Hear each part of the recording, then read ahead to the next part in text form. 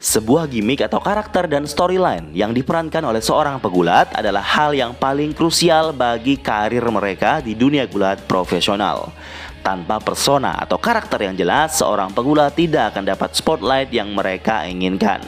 Seringkali, gimmick diberikan kepada seorang pegulat oleh promosi gulat dari hasil diskusi ide bersama tim penulis belakang layar maupun pegulat itu sendiri. Selain sebagai cara untuk meng-highlight pegulat dalam sebuah brand, gimmick juga tidak jarang diberikan kepada beberapa pegulat sebagai bagian dari hukuman. Misalnya, seorang pegulat yang melanggar aturan atau attitude-nya jelek, WWE akan menghukumnya dengan memberikannya gimmick atau karakter konyol yang cenderung memalukan. Itu jelas bertujuan untuk merusak image dari pegulat tersebut. Karena mereka sudah terikat kontrak, jadi pegulat tidak bisa menolak dan terpaksa menjalankan gimmick tersebut dengan profesional. Walau begitu, banyak dari mereka yang berhasil membuat gimmick itu sukses dan jadi hal ikonik dalam karir mereka. Berikut beberapa gimmick hukuman yang dilakukan pegulat dengan terpaksa. Selengkapnya di channel Gilang Wrestling, because you deserve it.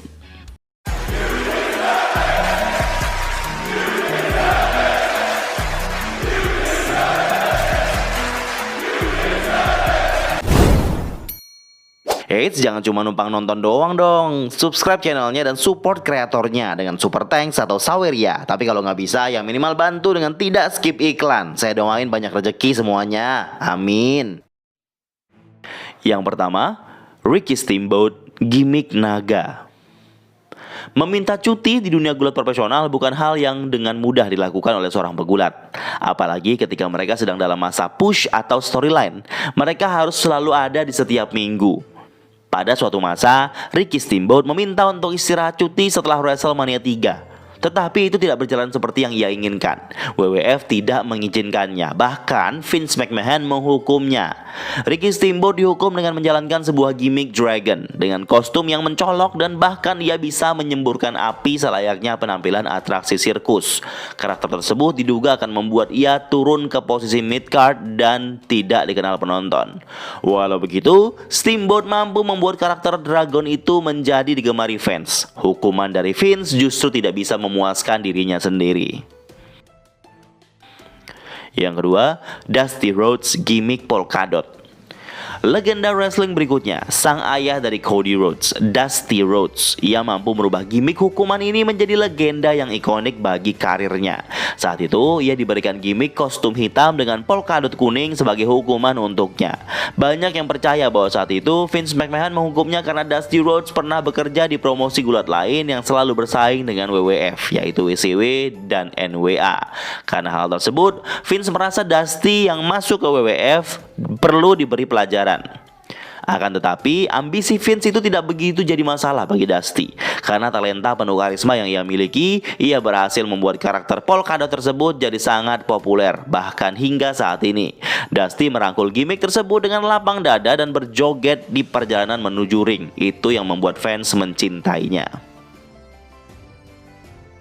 Yang ketiga, Brodus Clay, gimmick Funkosaurus.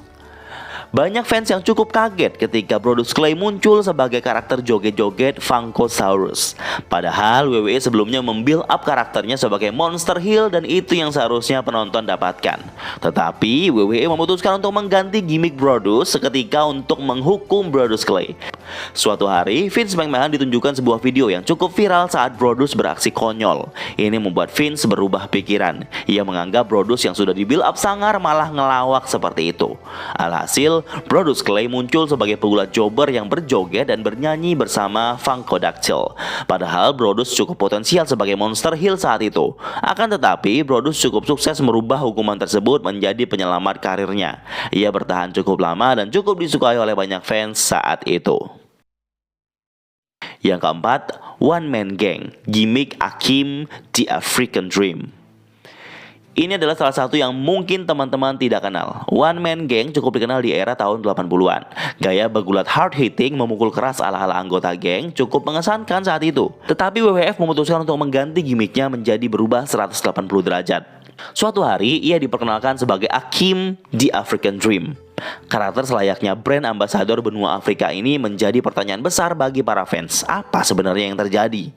Yang jelas gimmick ini ia lakukan sebagai hukuman karena beberapa kali tidak datang ke lokasi show tanpa alasan yang jelas. Tindakan tidak disiplin seperti itu merupakan hal yang sangat serius bagi WWF. Sebenarnya WWF saat itu tidak terlalu terkesan dengan kemampuan one man gang di gimmick sebelumnya. Ia justru diberikan gimmick yang lebih sulit untuk mendapat respon baik penonton. Yang kelima, Adrian Adonis, gimmick adorable. Sebenarnya, Adrian Adonis merupakan pegulat yang berbakat. Sebelum join WWF, banyak yang terkesan dengan kemampuannya. Itu jadi ekspektasi banyak orang ketika ia gabung ke WWF. Tetapi tidak dengan Vince. Ia punya ide lain. Ia langsung memberikannya gimmick hukuman karena Adonis bertambah gemuk. Disclaimer dulu ya, promotor memang cukup memperhatikan berat badan pegulatnya. Kalau pegulat tidak bisa memanage kondisi tubuhnya, tentu itu sebuah pelanggaran bagi promotor. Vince McMahon tidak senang dengan kondisi tubuh Adonis yang tidak sesuai harapannya saat itu. Maka dari itu, saat ia masuk WWF, Vince langsung memberikannya sebuah gimmick adorable. Itu memaksa Adonis untuk memainkan peran sesuai dengan berat badannya. Tentu itu menurut Vince.